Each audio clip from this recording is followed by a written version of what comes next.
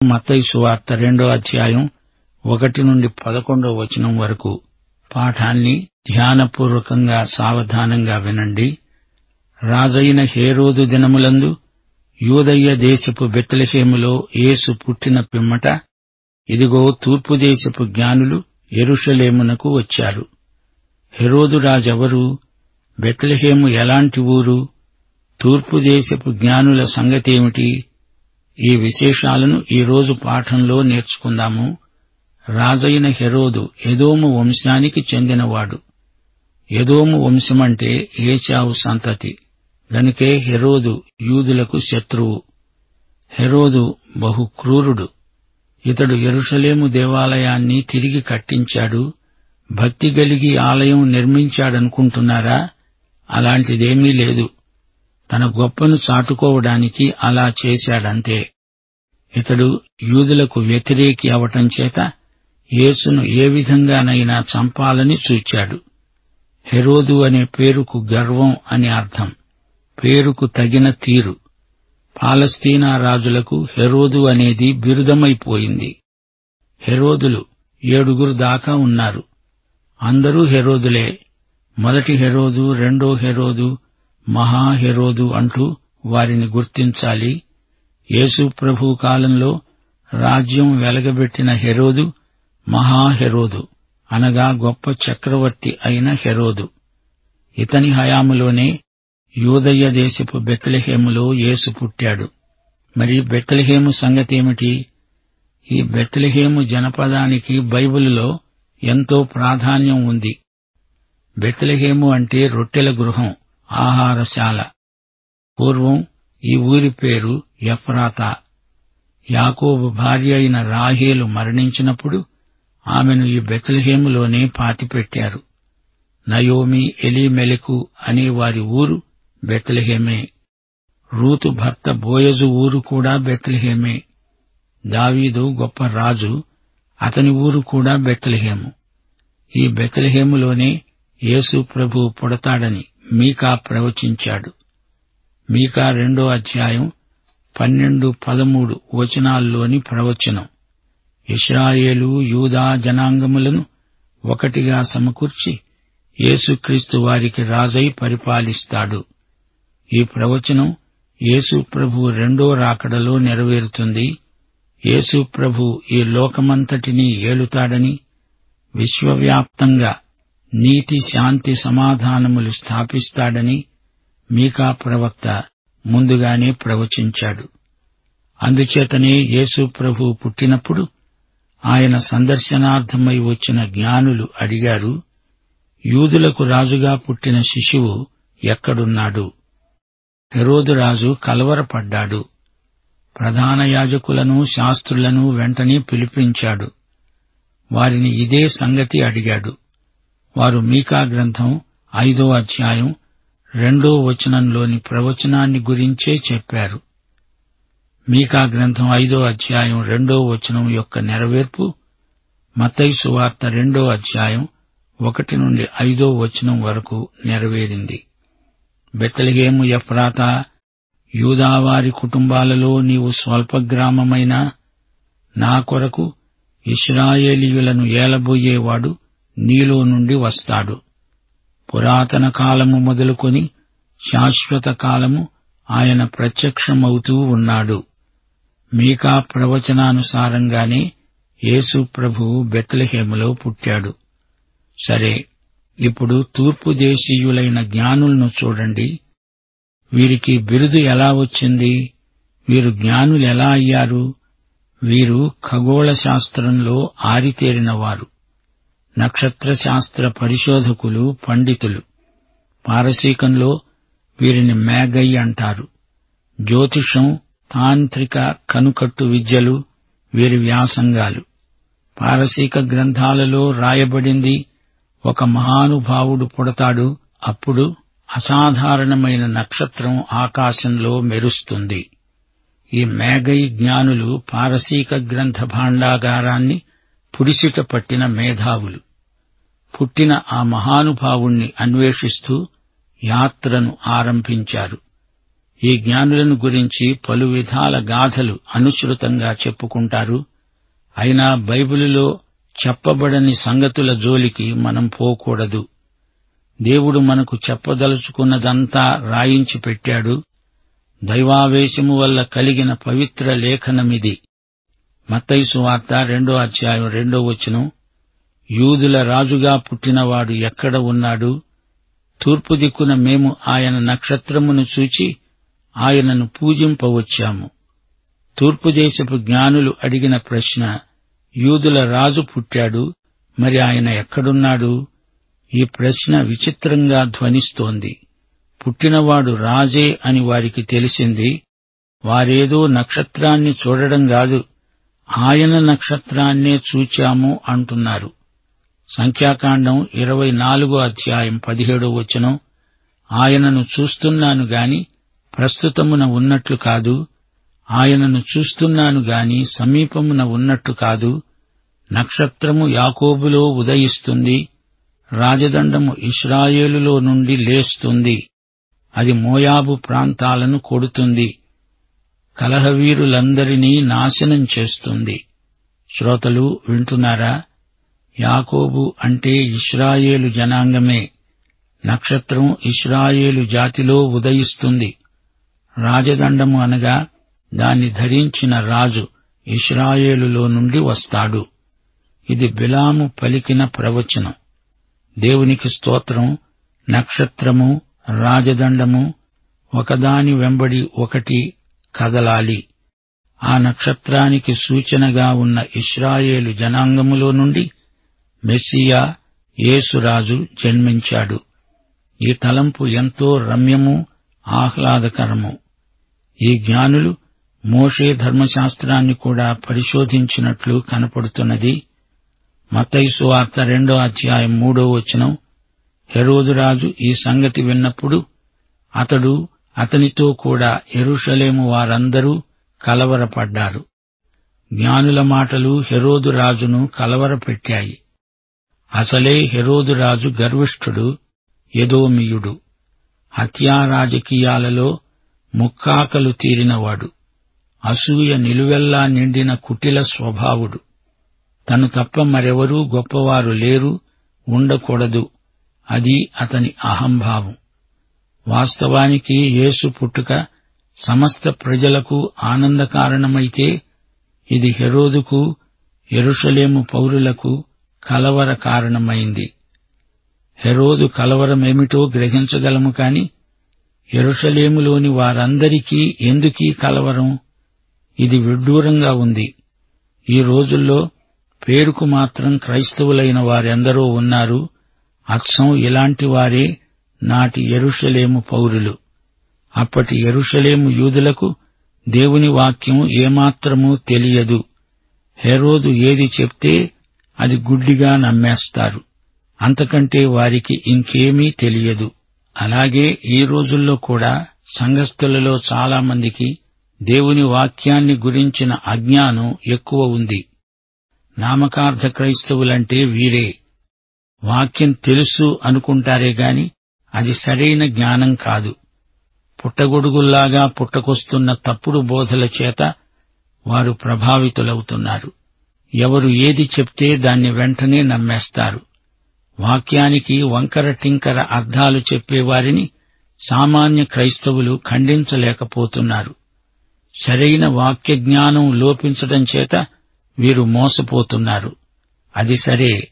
ఇప్పుడీ హేరోదు కలవరానికి కారణమేమిటి?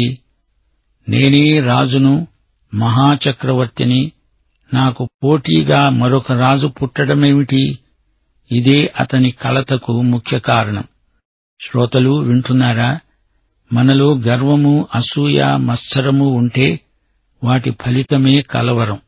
నీకంటే ఎవరైనా పైకి వస్తుంటే నీలో అహంభావం పైకి లేస్తుంది. దాన్ని సహించలేవు. అసూయ నీ హృదయాన్ని అట్టిట్టు చేస్తుంది, కలవరపరుస్తుంది. మత్తయి సువార్త 2:4 కాబట్టి రాజు ప్రధాన యాజకులను, ప్రజలలో ఉన్న శాస్త్రులను అందరినీ సమకూర్చి వారినడిగాడు, క్రీస్తు ఎక్కడ పుడతాడు? సరైన ప్రశ్న సరైన వారినే అడిగాడు రాజు. వీరు నిజంగా సరైన ప్రధాన యాజకులా, శాస్త్రులా? అయితే వీరికి దేవుని వాక్యం క్షుణ్ణంగా, కూలంకషంగా, ఆమూలాగ్రంగా తెలిసి ఉండాలి గదా. దేవుని వాక్యం వీరికి తెలిసి ఉంటే రాజు అడిగి అడక్కముందే చెప్పేసి ఉండేవారే. రాజు అడిగిన తర్వాత లేఖనాలు అప్పటికప్పుడు అంత వెతకాలా? శ్రోతలు వింటున్నారా? దేవుని వాక్యాన్ని బోధించేవారు దేవుని వాక్యమును రాత్రింబగళ్లు ధ్యానిస్తారు, భయభక్తులతో అధ్యయనం చేస్తారు, వాక్యాన్ని హృదయంలో భద్రం చేసుకుంటారు. మత్తయి సువార్త 2:5 అందుకు వారన్నారు, యూదయ్య బెత్లెహేములోనే, ఏలయనగా యూదయ్య దేశపు బెత్లెహేమా, నీవు యూదా ప్రధానులలో ఎంతమాత్రమూ అల్పమైన దానవు కావు. ఇశ్రాయేలు అనే నా ప్రజలను పరిపాలించే అధిపతి నీలో నుండి వస్తాడు అని ప్రవక్త ద్వారా రాయబడి ఉన్నది. వీరు మీకా గ్రంథం 5:2 తీసి చూపుతున్నారు. ఈ వచనం లేఖనాలలో ఉంది. అది చెప్పినప్పుడు వారి మనస్సులో, మెదడులో అది ఉంది కాని వారి హృదయంలో మటుకు లేదు. వాక్యం హృదయంలో సమృద్ధిగా నివసించాలి, తలలో కాదు. హృదయంలోని వాక్యమే విశ్వాసవాక్యం. ప్రధాన యాజకులు, శాస్త్రులు యూదులే. నలుగురితో పాటు నామమాత్రంగా మెస్సియా వస్తాడులే అంటున్నారు. వాక్యం మాత్రం వారికి ఉంది. అది వారికి రెఫరెన్స్ పుస్తకం. దాని ప్రయోజనం వారికి అంతవరకే. లేఖనములోని దేవుణ్ణి, పరిశుద్ధాత్మను వారెరుగరు. వృత్తిరీత్యా వీరు మతగురువులు. పాత నిబంధన ప్రవచనాలకు కొత్త నిబంధనలో నెరవేర్పు కనిపిస్తుంది. పాత నిబంధన పైన కొత్త నిబంధన ఉంది. కొత్తది అన్నప్పుడు పాతది తెలిసి ఉండాలి గదా. మత్తయి సువార్త 2:6-7-8 అంతట హెరోదు ఆ జ్ఞానులను రహస్యముగా పిలిపించి ఆ నక్షత్రము కనబడిన కాలము వారి చేత పరిష్కారముగా తెలుసుకొని అన్నాడు, మీరు వెళ్లి ఆ శిశువు విషయమై జాగ్రత్తగా విచారించి తెలుసుకోగానే నేను వచ్చి ఆయనను పూజించేటట్లు నాకు వర్తమానము తెండి. ఈ మాట చెప్పి రాజు వారిని బెత్లెహేముకు పంపాడు. శ్రోతలు గ్రహించండి, ఈ జ్ఞానులు తూర్పు దేశానికి అనగా బబులోను ప్రాంతానికి చెందినవారు. ఈ దేశము బెత్లెహేమునకు దాదాపు 1650 కిలోమీటర్ల దూరం ఉంటుంది. ఆ కాలంలో సరైన ప్రయాణ సౌకర్యాలు లేవు. అయినా వారు సుదీర్ఘ ప్రయాణం, వ్యయ ప్రయాసల కోర్చి చేశారు. ఒంటెలపై ప్రయాణం సాగించారు. కొంత దూరం నడిచి ఉండవచ్చు. తమ స్వదేశంలో నక్షత్రాన్ని చూచిన తరువాత బెత్లెహేము చేరడానికి ఎంతకాలం పట్టింది? ఇది అంచనా వేయాలంటే కష్టమే. బహుశా వారి ప్రయాణం దీర్ఘకాలం పట్టి ఉండవచ్చు. ఆ నక్షత్రం ఎప్పుడు కనపడిందో వివరంగా అడిగి తెలుసుకోవడానికి వారిని రహస్యంగా పిలిపించుకున్నాడు. హెరోదు రాజు దగ్గరికి వచ్చిన జ్ఞానుల ద్వారా మనం నేర్చుకోవలసిన పాఠాలు 3. 1. జ్ఞానుల రాక హెరోదును కలవరపరిచింది. కారణం అతనిలోని గర్వము, అహంకారము. మనలో అలాంటి బూచి ఏదైనా ఉంటే ఇప్పుడే వదిలించుకోవాలి. 2. జ్ఞానుల రాకకు ముందుగా ప్రధాన యాజకులు, శాస్త్రులు ఏనాడూ మెస్సియాను గూర్చి మనస్ఫూర్తిగా ఆలోచించిన వారు కారు. లేఖనాలలో ఇలా ఉంది అని నిఘంటువు మాట్లాడినట్లే రిఫరెన్సు చెప్పారు కాని ఆ లేఖనాల గ్రంథకర్త అయిన ప్రభువును వ్యక్తిగతంగా ఎరిగి ప్రేమించిన వారు కారు. మతనాయకులు, వృత్తిరీత్యా శాస్త్రులు, పరిసయ్యులు వారు చేసేది ఉద్యోగం, దైవసేవ కాదు. మతాచారాలలో మునిగి తేలేవారు నిజమైన దేవుణ్ణి అన్వేషించటం మానేస్తారు. అది ప్రమాదకరమైన మౌఢ్యం, నిర్లక్ష్యం. దైవసేవను ఒక ఉద్యమంగా ఎంచాలి కాని దాన్ని ఒక ఉద్యోగంగా చూడకూడదు. 3. వారి అన్వేషణలో ఎన్ని కష్టాలు ఎదుర్కోవలసి వచ్చినా వారు పట్టు విడువలేదు. అది వారి దీక్ష. వారి అన్వేషణకు తగ్గ ఫలం లభించింది. చరితార్థులయ్యారు. వారి గమ్యం యేసు. ఆయన్ను చేరారు. వారి శ్రమ ఫలించింది. ప్రభువును చూచారు. ఆయనను ఆరాధించారు. జ్ఞానులు అనే మాట యేసును చూచినప్పుడే వారి పట్ల సార్థకమైంది. అంతవరకు వారు అన్వేషకులు, ఇప్పుడో వారు జ్ఞానులు. రాజేమన్నాడు? మీరు వెళ్లి ఆ శిశువు సంగతి జాగ్రత్తగా విచారించి తెలుసుకోగానే నాకు వర్తమానం తెండి, నేను వచ్చి ఆయనను ఆరాధిస్తాను. రాజు వారిని బెత్లెహేముకు వెళ్ళండి అని చెప్పి పంపాడు. ఎంత మృదువుగా, ఎంత నమ్రతగా ఉన్నాయి మాటలు. నోరు మాట్లాడుతుంటే నొసలు వెక్కిరిస్తోందిట. ఈ మాటలు హెరోదు యొక్క హృదయంలో నుంచి వచ్చినవి కాదు. హెరోదు అసలు ఎలాంటివాడు? అతడు క్రూరుడు, గర్విష్టి, వేషధారి, తేనె పూసిన కత్తిలాంటివాడు. శాస్త్రులు చెప్పింది వినగానే హెరోదు కోప్పడలేదు. తన హృదయంలో ఉన్న ద్వేషాన్ని, విషాన్ని ఏమాత్రమూ వెళ్లగక్కలేదు. ఇదే రాజకీయమంటే. తన కోపాన్ని, ద్వేషాన్ని దిగమింగినవాడై జ్ఞానులను మోసం చేయడానికి కల్లబుల్లి మాటలు చెబుతున్నాడు. జ్ఞానులు, మీరు వెళ్ళండి, ఆ శిశువు ఆచూకీ తెలుసుకోండి, నాకు కబురు తెండి, క్షేమంగా వెళ్లి లాభంగా రండి అంటున్నాడు. నాక్కూడా ఆయన్ను ఆరాధించాలని ఉంది అని పైకి అంటున్నాడు గాని అతడు స్వగతంలో ఆ శిశువును చంపాలని ఉంది అనుకుంటున్నాడు. అనుకున్నది ఒకటి, అన్నది మరొకటి. ఇది హెరోదీయ నటన, హెరోదు బతుకు వేషధారణ. ప్రియ శ్రోత, ప్రభువుకు మరుగైనది ఏదీ లేదు. ఆయన నీ ఆంతర్యము బాగా ఎరిగినవాడు. ఎదుటి వ్యక్తిని మోసం చేయగలవు, నిన్ను నీవు కూడా మోసం చేసుకుంటావు, గాని దేవుణ్ణి ఎవరూ మోసం చెయ్యలేరు. మోసపోవద్దు. దేవుడు వెక్కిరించబడడు. నీవు ఏది విత్తుతావో అదే పంట కోస్తావు. ప్రియ శ్రోతలు, వింటున్నారా? హెరోదు జీవితం మనకు ఈ రోజున గొప్ప హెచ్చరిక. ఒక చెడ్డ కార్యం తలపెట్టి మంచి కార్యం చేస్తున్నట్లు హెరోదు నటిస్తున్నాడు. నీ ఉద్దేశ్యము, నీవు వాడే పద్ధతి రెండూ సరిగా ఉండాలి, పవిత్రమై ఉండాలి.